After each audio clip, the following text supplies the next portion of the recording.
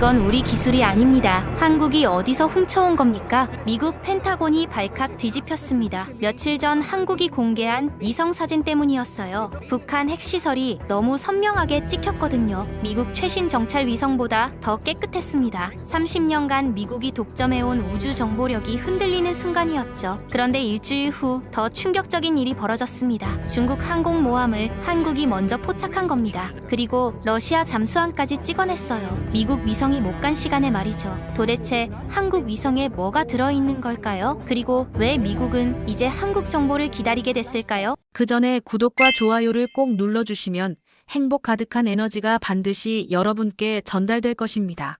그리고 댓글로 한국 최고라고 적어주세요. 바로 사연 시작합니다.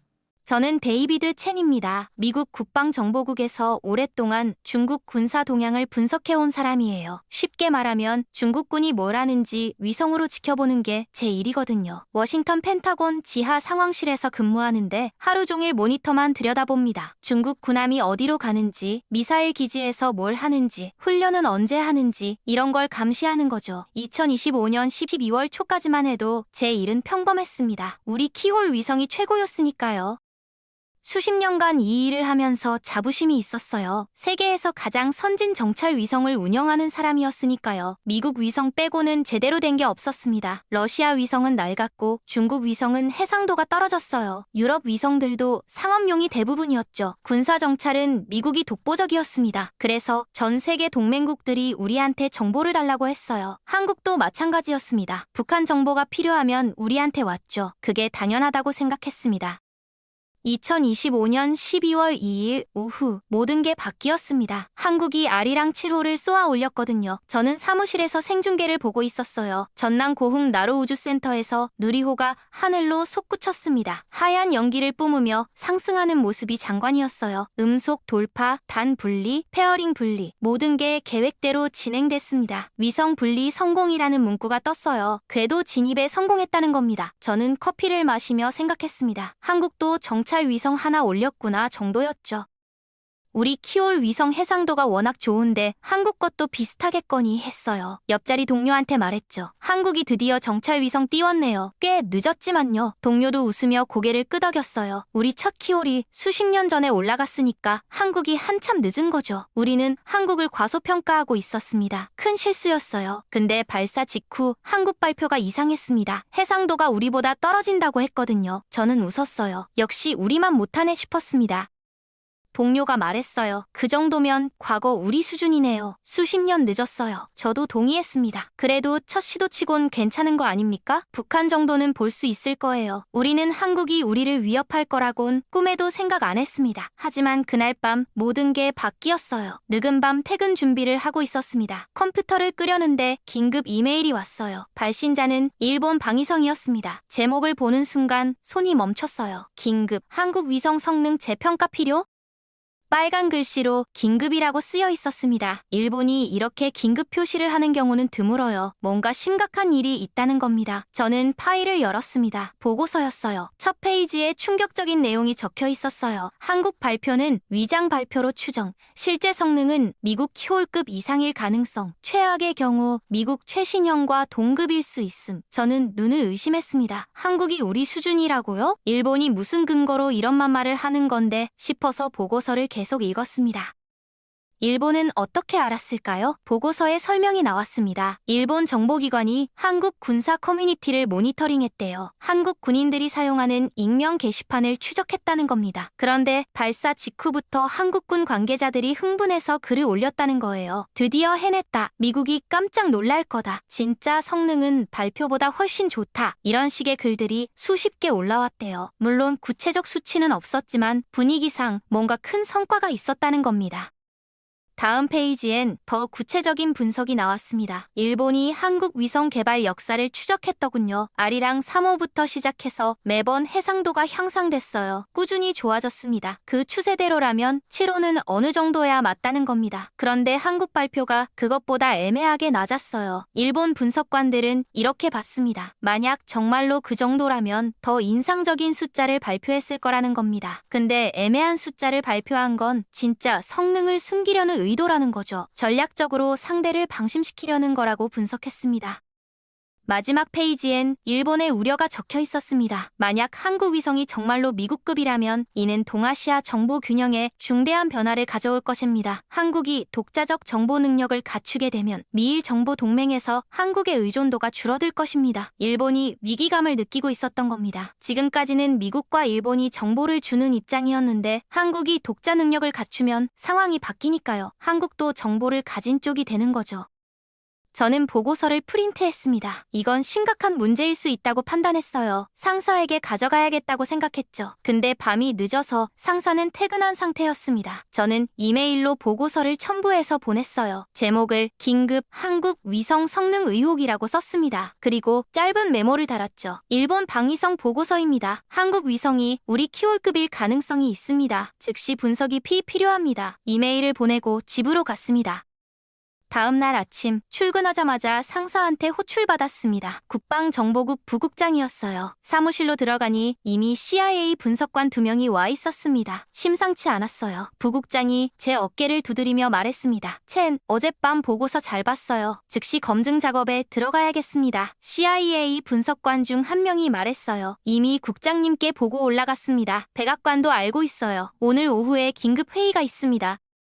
부국장이 지시했습니다. 첸, 당신이 이 작업을 총괄하세요. 팀원 서너 명 선발해서 한국 위성을 면밀히 분석하십시오. 일본 보고서가 맞는지 확인하세요. 오늘 오후까지 중간 보고서를 올리세요. 저는 격려했습니다. 알겠습니다. 사무실로 돌아와서 팀원 3명을 불렀어요. 모두 위성 영상 분석 전문가들이었습니다. 상황을 설명하고 작업을 시작했습니다. 한국 위성 아리랑 7호를 추적합니다. 궤도, 속도 전부 확인하세요.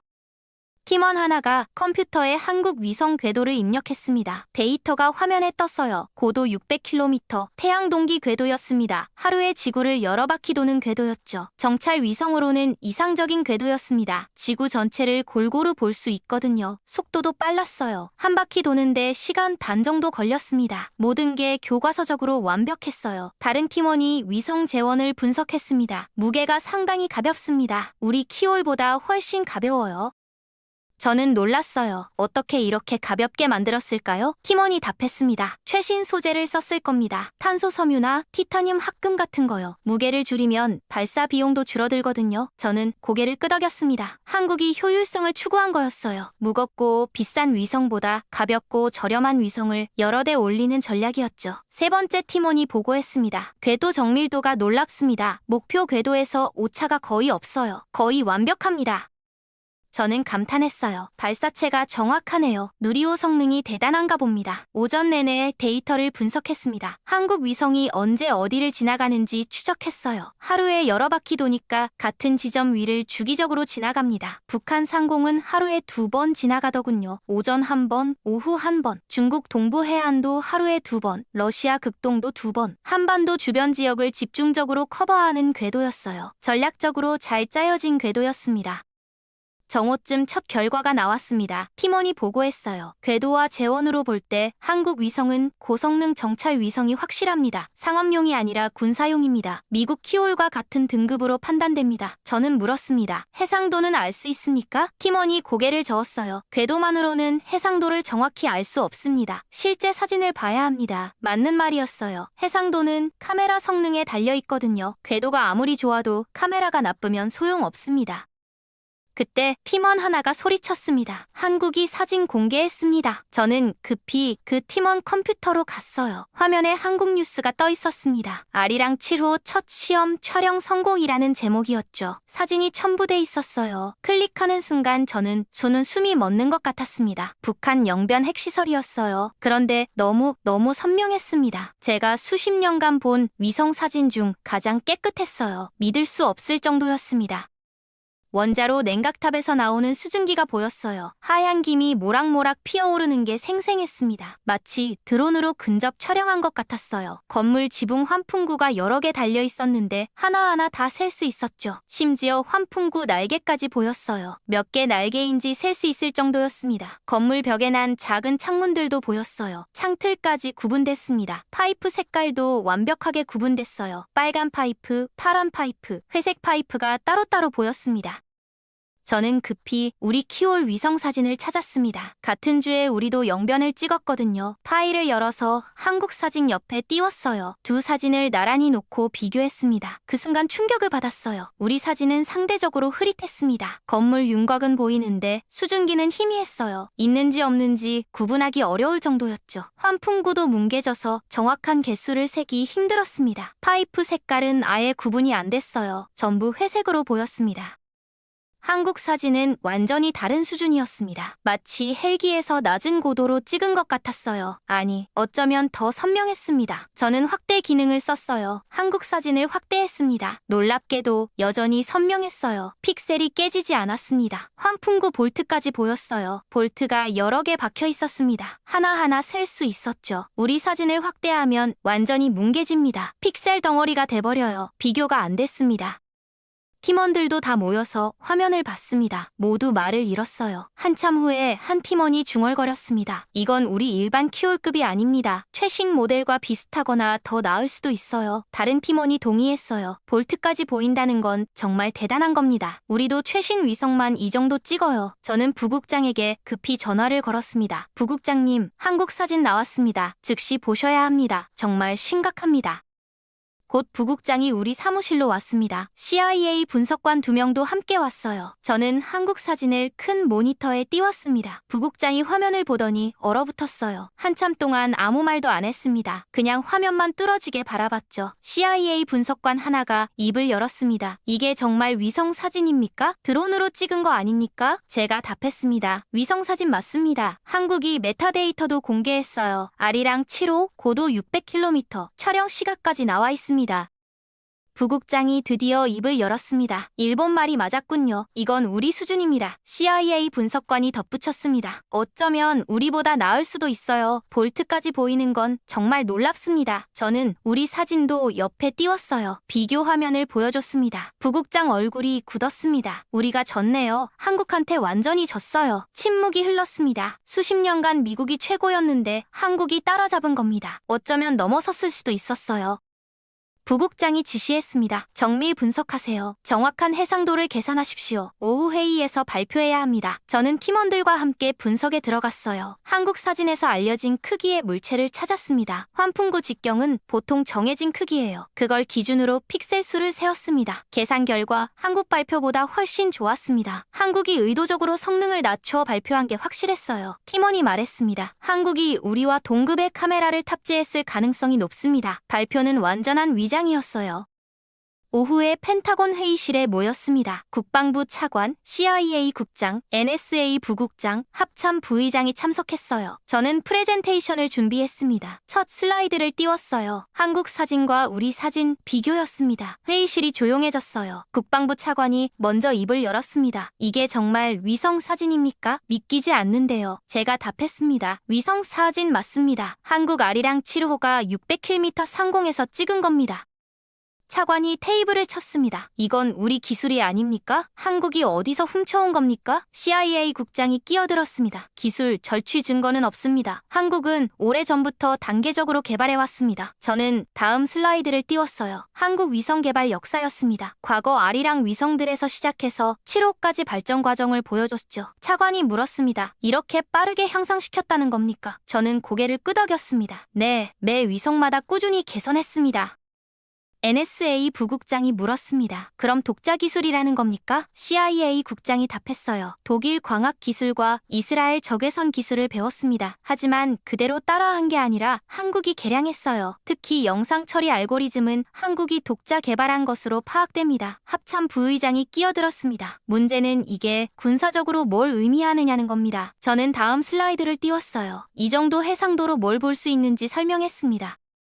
차량 번호판을 읽을 수 있습니다. 병사 개인의 계급장을 구분할 수 있어요. 미사일 발사대 볼트 개수를 셀 수 있습니다. 군함 갑판의 무기 체계를 식별할 수 있죠. 전략적으로 엄청난 능력입니다. 국방부 차관이 물었습니다. 우리 군사기지도 찍을 수 있다는 겁니까? 저는 솔직하게 답했어요. 가능합니다. 펜타곤 주차장 차량도 식별할 수 있습니다. 우주군 사령부 안테나 세부도 볼 수 있어요. 비밀기지 무인기 기종도 구분할 수 있습니다. 차관 얼굴이 굳었습니다. 동맹국이 우릴 감시할 수 있다는 겁니까? 합참 부의장이 끼어들었습니다. 한국은 동맹국입니다. 우리한테 그런 짓 안 하겠죠? 저는 조심스럽게 답했어요. 동맹이긴 하지만 한국도 주권국가입니다. 그들이 뭘 찍을지는 우리가 통제할 수 없습니다. 게다가 한국은 독자적 우주 능력을 갖췄어요. 우리 허락 없이도 위성을 운용할 수 있습니다. NSA 부국장이 덧붙였습니다. 더 큰 문제는 정보 우위가 역전될 수 있다는 겁니다. NSA 부국장이 설명을 이어갔습니다. 수십 년간 우리가 한국에 정보를 줬습니다. 북한 핵시설, 중국 군사기지, 러시아 동향 전부 우리가 제공했어요. 한국은 감사하다고 했죠. 우리 정보 없으면 북한을 제대로 못 본다고 했습니다. 그래서 한국이 우리 말을 들었어요. 정보를 주는 쪽이 힘이 있으니까요. 그런데 이제 상황이 바뀌었습니다. 한국이 우리보다 먼저 보거나 더 잘 보는 것들이 생겼어요. 정보 주는 쪽에서 받는 쪽으로 역전될 수 있다는 겁니다. 회의실이 조용해졌습니다. 다들 그 의미를 이해했거든요. 정보 우위는 곧 침입니다. 오랫동안 미국이 한국에 정보를 주면서 일정한 영향력을 행사했어요. 한국이 우리 정보에 의존했으니까요. 그런데 이제 한국이 독자 능력을 갖췄습니다. 의존도가 줄어드는 거죠. 어쩌면 우리가 한국한테 의존하게 될 수도 있었어요. CIA 국장이 입을 열었습니다. 경쟁자로 만들 게 아니라 파트너로 만들어야 합니다. 한국과 정보 공유를 강화하는 게 우리한테 유리합니다.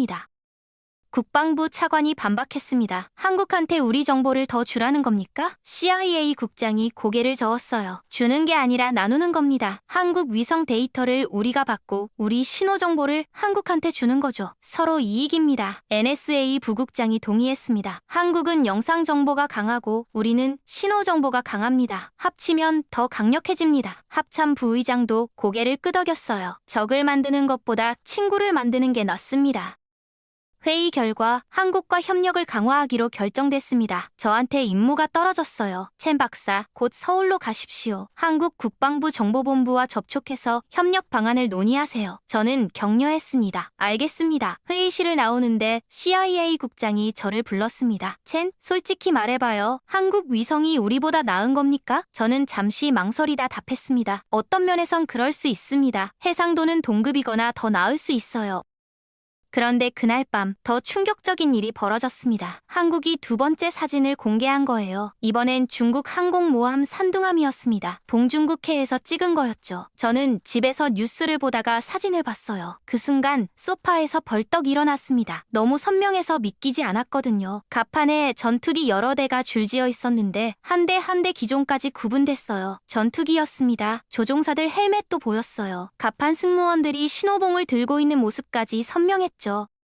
더 놀라운 건 촬영 시각이었습니다. 화면에 메타데이터가 표시돼 있었어요. 며칠 전 오후라고 나와 있었습니다. 저는 급히 노트북을 켰어요. 사무실 서버에 접속해서 우리 기록을 확인했습니다. 우리도 그날 산둥감을 추적하고 있었거든요. 파일을 열어봤어요. 촬영 실패라고 적혀 있었습니다. 실패 이유는 구름으로 인한 시야 차단이었어요. 동중국해에 저기압이 있어서 구름이 두껍게 껴 있었습니다. 광학 위성으론 찍을 수가 없었던 겁니다. 그런데 한국은 찍었습니다. 어떻게요? 저는 한국 보도자료를 찾아봤어요. 컴퓨터를 두드려서 한국 국방부 홈페이지에 들어갔습니다. 보도자료가 올라와 있었어요. 클릭해서 읽었습니다. 아리랑 치호, 적외선 센서로 구름 뚫고 촬영 처병곡이라는 제목이었죠. 적외선이요. 저는 무릎을 쳤습니다. 한국이 적외선 센서를 탑재한 겁니다. 이건 정말 대단한 기술이었어요. 우리도 최신 모델에만 있는 기능이거든요. 적외선은 열을 감지합니다. 구름을 뚫고 볼 수 있어요. 낮에도 밤에도 찍을 수 있습니다. 우리 키올 위성 중에도 적외선 기능이 있는 게 있지만 광학이랑 동시 탑재는 최신 모델만 가능해요. 그것도 몇 대 안 됩니다. 광학 카메라와 적외선 센서를 한 위성에 같이 넣는 건 기술적으로 어렵거든요. 무게도 늘어나고 전력 소비도 많아지고 데이터 처리도 복잡해집니다. 그런데 한국이 첫 정찰 위성부터 이 기능을 넣은 겁니다. 저는 감탄했어요. 한국이 우리가 수십 년 걸려서 발전시킨 기술을 단번에 구현한 거였습니다. 처음부터 완성형을 목표로 한 거죠. 우리는 초기엔 광학만, 나중에 광학 개선, 그 다음에 적외선 추가 이런 식으로 단계적으로 발전했어요. 한국은 그 과정을 건너뛰고 바로 최신급을 만든 겁니다. 후발주자의 이점이었어요. 앞선 사람의 시행착오를 보고 배울 수 있으니까요. 저는 즉시 부국장에게 전화를 걸었습니다. 부국장님, 한국이 또 사진 공개했습니다. 이번엔 중국 항모예요. 그것도 우리가 못 찍었을 때 찍었습니다. 부국장 목소리가 떨렸어요. 뭐라고요? 우리가 못 찍은 걸 한국이 찍었다고요? 저는 답했습니다. 네, 적외선으로요. 구름을 뚫고 찍었습니다. 부국장이 한숨을 쉬었습니다. 한국이 정말 대단하군요. 내일 아침 첫 회의 때 보고하세요. 전화를 끊고 저는 한국 사진을 계속 봤습니다. 정말 놀라운 기술이었어요. 구름 때문에 우리가 포기한 걸 한국은 해낸 겁니다. 다음 날 아침 또 긴급 회의가 소집됐습니다. 이번엔 국방장관이 직접 참석했어요. 합참 의장도 왔고 백악관 안보보좌관도 화상으로 참여했습니다. 분위기가 심상치 않았어요. 저는 한국이 공개한 중국 항모 사진을 보여줬습니다. 국방장관이 화면을 보더니 물었어요. 이게 언제 찍은 겁니까? 제가 답했습니다. 며칠 전 오후입니다. 국방장관이 우리 기록을 확인하라고 지시했어요. 참모가 컴퓨터를 조작했습니다. 우리 기록이 화면에 떴어요. 동일 시각 촬영 시도했으나 실패. 구름으로 인한 시야 차단. 국방장관 얼굴이 굳었습니다. 우리가 못 찍은 걸 한국이 찍었다는 겁니까? 저는 고개를 끄덕였습니다. 네, 적외선 센서로 구름을 뚫고 찍었습니다. 합참의장이 물었어요. 한국 위성에 적외선이 있습니까? 제가 답했습니다. 네, 광학 카메라와 적외선 센서를 동시 탑재했습니다. 우리 최신 모델만 가능한 구성입니다. NSA 부국장이 끼어들었습니다. 그럼 한국이 우리보다 먼저 정보를 얻었다는 겁니까? 저는 답했습니다. 네, 하루 가까이 먼저 봤습니다. 우리는 다음 날 아침 구름이 걷히고 나서야 찍었어요. 국방장관이 테이블에 손을 짚고 말했습니다. 정보 우위가 역전됐군요. 이건 심각한 문제입니다. 백악관 안보보좌관이 화면 너머로 말했어요. 즉시 한국과 협력을 강화하십시오. 정보 공유 협정을 체결하세요. 경쟁자로 만들면 안 됩니다. 파트너로 만들어야 합니다. 그날 저녁 세 번째 충격이 왔습니다. 한국이 또 사진을 공개한 거예요. 이번엔 러시아 블라디보스토크 항구였습니다. 핵잠수함이 부두에 정박해 있었어요. 옆에 보급선들도 보였습니다. 선체 번호까지 읽을 수 있었죠. 저는 촬영 시각을 확인했습니다. 며칠 전 이른 아침이라고 나와 있었어요. 저는 우리 기록을 찾아봤습니다. 우리 위성은 그 시간에 블라디보스토크 상공에 없었어요. 궤도가 안 맞았거든요. 한국 위성이 우리가 못 가는 시간에 가서 우리가 못 본 걸 본 겁니다. 연속이었습니다. 북한은 우리보다 선명하게, 중국은 우리보다 먼저, 러시아는 우리가 못 간 시간에 찍었어요. 한국이 세 방향 모두에서 우리를 앞질렀습니다. 저는 더 이상 부정할 수 없었어요. 한국이 정말로 대단한 능력을 갖춘 겁니다. 어쩌면 어떤 면에선 우리를 넘어섰을 수도 있었어요. 곧 저는 서울행 비행기에 올랐습니다. 한국과 협력을 논의하러 가는 길이었어요. 수십 년간 우리가 정보를 주던 나라였는데 이제 우리가 정보를 받으러 가는 겁니다. 인천공항에 도착했습니다. 한국 국방부에서 차를 보내줬어요. 검은색 세단이었습니다. 기사분이 정중하게 인사하더군요. 차에 타서 서울로 향했습니다. 1시간 정도 고속도로를 달렸어요. 창밖으로 한국 풍경이 보였습니다. 높은 빌딩들, 잘 정비된 도로, 빠르게 달리는 차들. 수십 년 전 처음 왔을 때랑 완전히 달라져 있었어요. 그땐 개발도상국 느낌이었는데 이젠 선진국이었습니다. 경제뿐만 아니라 기술도 선진국 수준에 도달한 거죠. 용산 국방부 청사에 도착했습니다. 보안 검색을 받고 들어갔어요. 엄격했습니다. 금속 탐지기를 통과하고 엑스레이 검사도 받았어요. 정보본부로 안내받았습니다. 엘리베이터를 타고 올라갔죠. 문이 열리고 복도를 걸었습니다. 양쪽으로 사무실이 있었어요. 모두 문이 닫혀 있었습니다. 기밀구역이었어요. 안내하는 직원을 따라 복도 끝까지 갔습니다. 분석실이라고 쓰인 문 앞에서 멈췄어요. 직원이 노크하고 문을 열었습니다. 문을 여는 순간 놀랐습니다. 생각보다 작았거든요. 방 크기가 우리 상황실보다 훨씬 작았어요. 분석관이 10명 정도 모니터 앞에 앉아 있었습니다. 미국 같으면 100명은 있을 일을 10명이 하고 있었어요. 그런데 그 10명이 세계를 놀라게 한 겁니다. 북한, 중국, 러시아 사진을 찍어서 미국을 충격에 빠뜨린 사람들이었죠. 저는 경외감이 들었습니다. 작지만 강하다는 말이 딱 맞았어요. 효율성이 대단했습니다. 책임자가 저를 맞이했습니다. 안녕하십니까? 김태훈입니다. 중년으로 보이는 분이었어요. 안경을 쓰고 있었고 차분한 인상이었습니다. 악수를 나눴습니다. 악수하면서 느꼈어요. 이 사람 손이 거칠더군요. 키보드를 많이 두드린 손이었습니다. 현장 전문가구나 싶었어요. 사무실에만 앉아있는 관리자가 아니라 직접 분석하는 사람이었습니다. 김 박사가 회의실로 안내했습니다. 작은 회의실이었어요. 테이블 하나에 의자 몇 개가 전부였습니다. 김 박사가 차를 권했습니다. 녹차였어요. 한 모금 마시고 저는 본론을 꺼냈습니다. 아리랑 7호, 정말 대단합니다. 우리 펜타곤이 놀랐습니다. 솔직히 충격받았어요. 김 박사가 겸손하게 웃었어요. 과찬이십니다. 아직 부족한 점이 많습니다. 저는 고개를 저었습니다. 아닙니다. 정말입니다. 북한 사진은 우리 것보다 선명했고, 중국 항모는 우리보다 먼저 찍었고, 러시아 잠수함은 우리가 못 간 시간에 찍었습니다. 세 가지 모두 우리를 앞질렀어요.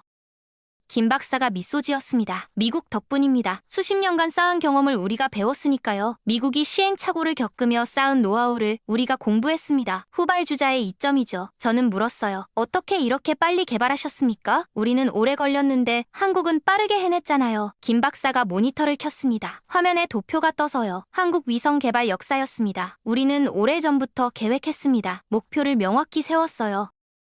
김 박사가 설명을 이어갔습니다. 단계별로 올라갔습니다. 과거 아리랑 위성에서 시작했어요. 매번 해상도를 향상시켰죠. 꾸준히 개선했습니다. 실패도 있었어요. 취소된 프로젝트도 있었고 예산 문제로 보류된 것도 있었습니다. 하지만 포기하지 않았어요. 계속 전진했습니다. 저는 감탄했어요. 체계적이네요. 처음부터 로드맵이 있었군요. 김 박사가 고개를 끄덕였습니다. 목표가 명확하면 길도 보입니다. 우리는 미국을 따라잡겠다는 목표가 있었어요.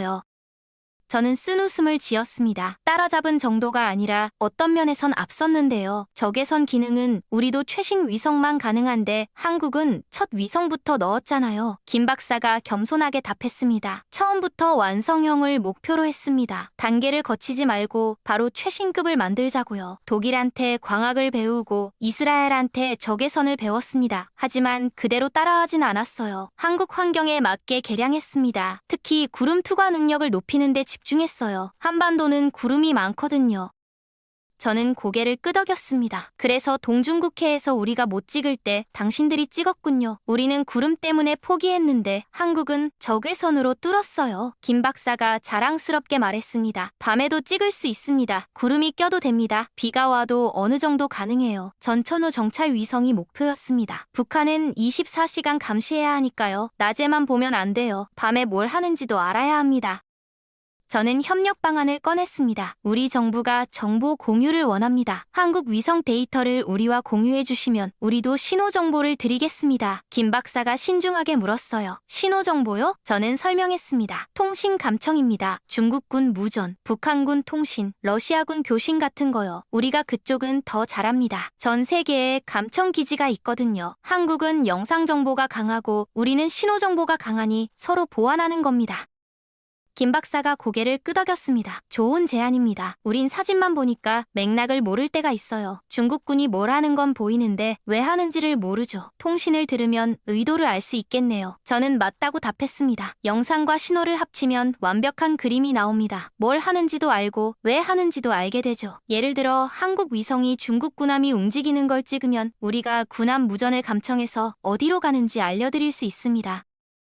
김 박사가 말했습니다. 정부에 보고하고 답변 드리겠습니다. 긍정적으로 검토하겠습니다. 회의가 끝나고 김 박사가 분석실을 보여줬습니다. 분석관들이 각자 모니터 앞에 앉아 있었어요. 한 사람은 북한을 보고 있었고 다른 사람은 중국을 보고 있었습니다. 러시아 담당도 있었고 중동 담당도 있었어요. 심지어 남중국해 담당도 있었습니다. 10명이 전 세계를 나눠서 보고 있었어요. 김 박사가 설명했습니다. 교대 근무입니다. 여러 팀이 돌아가며 일해요.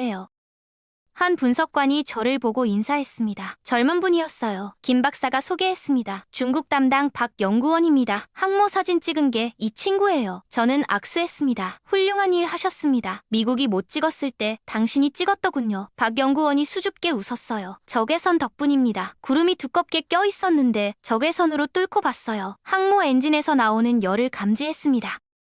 저는 감탄했습니다. 대단합니다. 우리는 포기했는데 당신은 해냈어요. 박 연구원이 말했습니다. 포기할 수 없었어요. 산둥함이 어디로 가는지 알아야 했거든요. 대만 쪽으로 가면 큰일이니까요. 맞는 말이었어요. 중국 항모가 대만 해협으로 가면 전쟁 신호일 수 있습니다. 한국도 긴장할 수밖에 없죠. 미군 기지가 한국에 있으니까 전쟁 나면 한국도 휘말립니다. 그래서 중국 동향을 면밀히 감시하는 거였어요.